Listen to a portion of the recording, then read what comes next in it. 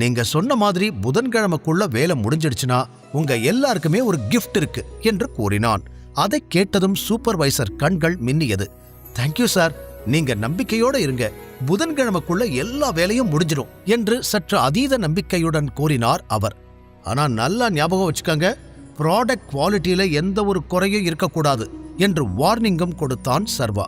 அதற்கும் சரி என்று கூறி சூப்பர்வைசர் தனது வேலையை பார்க்கச் சென்றுவிட அப்போது வேதிகாவிடமிருந்து சர்வாவிற்கு போன் கால் வந்தது.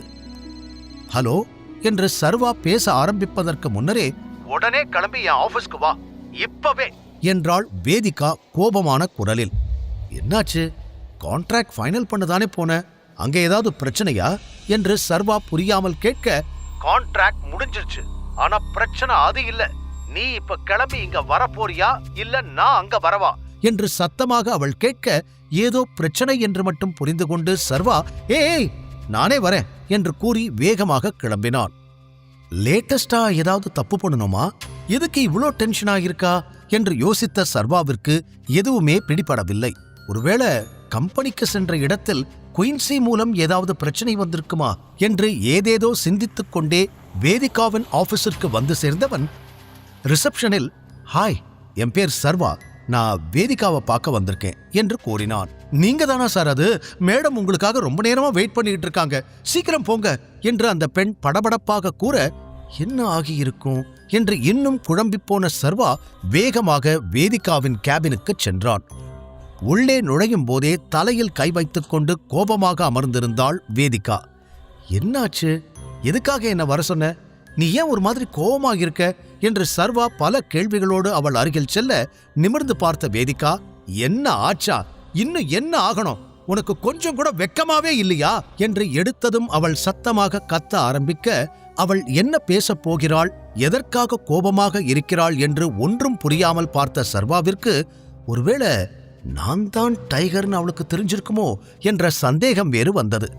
என்ன விஷயம்னு நேரா சொல்லு, எதுக்கு இப்படி சுத்தி வளைச்சு பேசுற என்று பதிலுக்கு அவனும் கேட்க, என்ன விஷயம்னு நான் சொல்லணுமா என்று கோபத்தில் கண்கள் சிவக்க அவனை பார்த்த வேதிகா தனது போன் ஸ்கிரீனை அவன் பக்கம் திருப்பி காட்டினாள். அதில் என்ன இருக்கிறது என்று உற்று பார்த்த சர்வா அதிலிருந்த போட்டோவை பார்த்து அதிர்ந்தான்.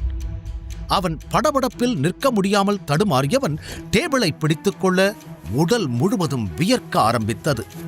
வேதிகா அப்படி என்ன போட்டோவை காட்டியிருப்பாள்? சர்வா ஏன் இவ்வளவு பயப்பட வேண்டும்? சர்வாவை பற்றிய உண்மைகள் வேதிகாவிற்கு தெரிந்துவிட்டதா? அவனும் என்னவென்று தெரியாமல் அங்கு வந்து சேர்ந்திருந்தான். வந்தவன் என்னவென்று விசாரிக்க, அதற்கும் கோபத்தில் வார்த்தைகளை கடித்து துப்பியவள் தனது போனில் ஒரு போட்டோவை காட்ட, அதைக் கண்டு சர்வா மொத்தமாக அதிர்ந்து உடல் வியர்க்க அவள் முன்னால் நின்றான். இந்த போட்டோவுக்கு என்ன அர்த்தம்? பதில் சொல்லு, எனக்கு தெரிஞ்சே ஆகணும். எதுக்காக இவ உன் கூட இவ்வளோ நெருக்கமா இருக்கா? நீயும் அவ தோள் மேல கை போட்டுக்கிட்டு கொஞ்சம் கூட வெக்கமே இல்லாம சீ என்று பற்களை கடித்தாள் வேதிகா. சர்வா இன்னும் கூட அந்த போட்டோவை பார்த்து அதிர்ச்சியோடு நின்று கொண்டிருந்தான். ஜிம் திறப்பு விழாவிற்கு ஷிவானியோடு சென்று இருந்த இடத்தில் எடுக்கப்பட்ட போட்டோக்கள் அவை. அதில் சர்வாவும் அவளும் நெருக்கமாக இருக்கும் போட்டோ தெளிவாக இருந்தது. இது எப்ப எடுத்த போட்டோ என்று சர்வா யோசிக்க, இது ஷியாம் அவனையும் ஷிவானியையும் பார்த்து பேசிய பொழுது எடுக்கப்பட்ட போட்டோ என்பது புரிந்தது. எவன் பார்த்த வேலடா இது? யார் போட்டோ எடுத்திருப்பா என்று சர்வா யோசித்துக் கொண்டிருக்க, ஏன் அமைதியா இருக்க? பதில் சொல்லு, இப்பவாவது நான் ஏன் கோவமா இருக்கேன்னு உனக்கு புரியுதா என்றவள் அந்த போட்டோவை ஒன்றன் பின் ஒன்றாக ஸ்வைப் செய்ய, அடுத்தடுத்து சர்வா ஷிவானியுடன் நெருக்கமாக இருந்த பல போட்டோக்கள் இருந்தது. அனைத்துமே தெள்ளத் தெளிவாக தூரத்திலிருந்து எடுக்கப்பட்டிருந்தாலும் அவர்கள் நெருக்கத்தை அப்பட்டமாக காட்டியது. கடைசி போட்டோவை பார்த்ததும் தான் சர்வாவிற்கு விஷயமே புரிந்தது. காரணம், அந்த கடைசி போட்டோ சர்வா காரில் இருக்கும்போது ஷிவானி அவன் மீது இருந்த நூலை அகற்றுவதற்காக அவனை நெருங்கி வந்தபோது எடுக்கப்பட்ட போட்டோ. தூரத்திலிருந்து அதை பார்க்க ஷிவானி சர்வாவை முத்தமிடுவது போல காட்சிப்படுத்தப்பட்டிருந்தது. இதன் நிச்சயம் அந்த காருக்குள்ள இருந்தவன் தான் பண்ணியிருக்கணும் என்று இறுதியாக ஒரு முடிவிற்கு வந்த சர்வா சற்று தனது பதட்டத்தை குறைத்துக் கொண்டு சேரில் அமர்ந்தான். நான் கூட இவளுக்கு வேற ஏதாவது தெரிஞ்சிருக்குமோன்னு பயந்து போயிட்டேன். இது சின்ன விஷயம்தான், எப்படியாவது சமாளிச்சிடலாம் என்று அவன் நிம்மதி அடைந்திருக்க அவனது நிம்மதியான முகம் வேதிகாவிற்கு இன்னும் கோபத்தை கொடுத்தது. அதில் அவள் மீண்டும் ஏதோ கத்தவர, உனக்கு இந்த போட்டோலாம் யார் அனுப்புனது? ஆள் வச்சு என்ன ஃபாலோ பண்ணிட்டு இருக்கியா என்று அவன் கேள்வி கேட்டதும் வேதிகாவால் பதில் சொல்ல முடியவில்லை. இருந்தும், நான் கேட்ட கேள்விக்கு நீ முதல்ல பதில் சொல்லு. அவளுக்கும் உனக்கும் நடுவுல என்ன ஓடிக்கிட்டு இருக்கு? 2 பேரும் எதுக்கு இவ்வளவு க்ளோஸா இருக்கீங்க? அவ என்ன உன் புது கேர்ள் ஃப்ரெண்டா? என்ன நினைச்சுக்கிட்டு இருக்கீங்க 2 பேரும் என்று அவள் கேள்வியை அடுக்கிக் கொண்டே போக, என்ன பேசிக்கிட்டு இருக்க?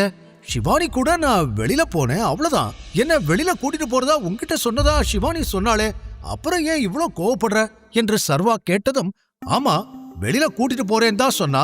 அவளுக்கு உன்கிட்ட இருந்து ஏதோ ஹெல்ப் வேணும்னு சொன்னா. அதுக்குதான் நான் சரின்னு சொன்னேன். ஆனா 2 வெக்கங்கட்ட ஜென்மங்களும் இப்படி என்னை ஏமாத்திட்டு எனக்கு தெரியாம இவ்வளவு கேவலமா நடந்துப்பீங்கன்னு நான் நினைச்சு கூட பார்க்கல என்று வேதிகா கத்த, எரிச்சலான சர்வா சேரிலிருந்து எழுந்து அங்கிருந்து கிளம்ப தயாரானவன், நீ நினைக்கிற மாதிரி எங்களுக்குள்ள எதுவும் இல்ல, அவ்வளவுதான் என்னால சொல்ல முடியும். இதுக்கு மேலேயும் நீ சந்தேகப்பட்டா என்னால பொறுமையா உட்கார்ந்து உனக்கு பதில் சொல்லிக்கிட்டு இருக்க முடியாது. இத பேசுறதுக்காக தான் இங்க கூப்பிட்டேன்னு தெரிஞ்சிருந்தா நான் வந்திருக்க கூட மாட்டேன் என்று கூறி அங்கிருந்து கிளம்ப வேகமாக தானும் எழுந்து குறுக்கே வந்து நின்ற வேதிகாவின் முகம் இப்போது கோபத்தில் அப்பட்டமாக சிவந்திருந்தது.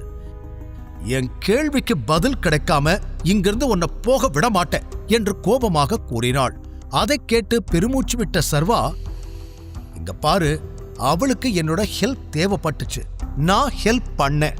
இத பத்தி பேசுறதுக்கு வேற எதுவுமே இல்ல என்று பொறுமையாக அதே நேரம் அழுத்தமான குரலில் சர்வா சொல்ல, வேதிகா எவ்வளவு முயன்றும் அவளது கண்கள் கலங்க ஆரம்பித்திருந்தது.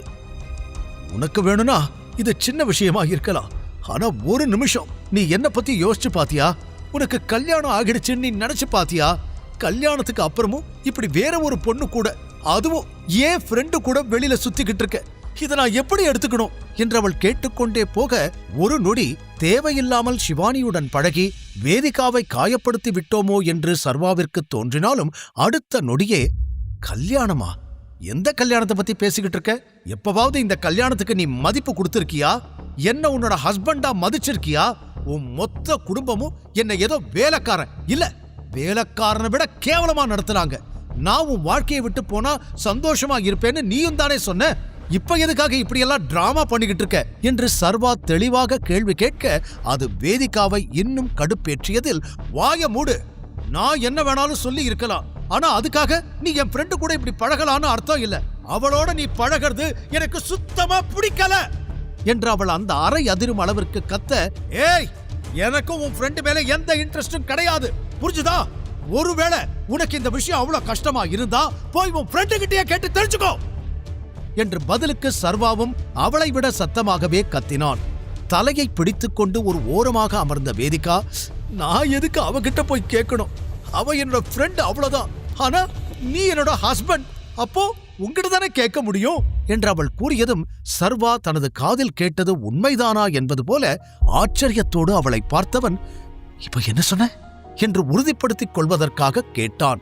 கண்களில் வடிந்து ஓடிய கண்ணீரை துடைத்துக் கொண்டு நிமிர்ந்து பார்த்த வேதிகா, ஆமா, நீ என்னோட ஹஸ்பண்ட் தானே. நான் இருக்கும்போது நீ எப்படி இன்னொரு பொண்ணு கூட பழகிறது? எனக்கு பிடிக்கல. அப்படி வேற யார் கூடயாவது நீ அஃபேர்ல இருக்கணும்னு நினைச்சா இப்பவே நான் டைவர்ஸ் பேப்பர் கொண்டு வரேன், அதுல சைன் பண்ணு என்று அவள் மிரட்டுவது போல பேச, சர்வா நக்கலான சிரிப்போடு, ஓகே, அப்போ நான் வேற யார் கூடயும் அஃபேர் வச்சுக்க கூடாது, கரெக்டா? ஆனா நீ யார் கூட வேணாலும் டேட்டிங் போலாம், லேட் நைட் பார்ட்டிஸ்க்கு அவங்களோட வெளியே சுத்திட்டு வரலாம், நீ மட்டும் என்ன சீட் பண்ணலாம், அது தப்பு இல்ல. ஆனா நான் அதை பண்ணக்கூடாது, அதானே நீ சொல்ல வர என்று கேள்வி கேட்ட சர்வாவின் குரல் இப்போது அந்த அறையை தாண்டி வெளியில் கேட்கும் அளவிற்கு அதிகரித்திருந்தது. அவனையும் மீறி அவனுக்குள் இருக்கும் டைகர் குணாதிசயங்கள் வெளியில் வந்திருக்க, அந்த கோபத்தைக் கண்டு பயந்து 2 அடிகள் பின்னால் சென்ற வேதிகா, உன்னோட தப்ப மறைக்கிறதுக்காக இஷ்டத்துக்கு பேசாத. நான் யார் கூடயும் டேட்டிங் போகல, எந்த பார்ட்டிக்கும் போகல. நேத்து கூட ஆபீஸ்ல இருந்து தாத்தா கூட தான் நான் வீட்டுக்கு வந்தேன். தேவையில்லாம என் மேல பழி போடாத என்று மெல்ல பேச்சை ஆரம்பித்தவளின் குரல் முடிக்கும் பொழுது அதிகரித்திருந்தது.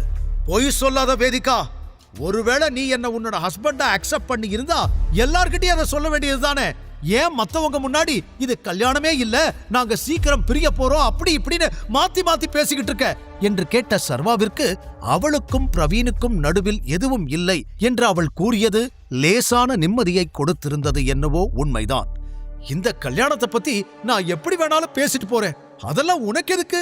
ஆனா அதுக்காக நீ யார் கூட வேணாலும் பழகலாம், அதை நான் கேள்வி கேட்க மாட்டேன்னு நினைக்காத. என் அம்மாவுக்கு மட்டும் இந்த விஷயம் தெரிஞ்சா என்ன ஆகும்னு தெரியுமா?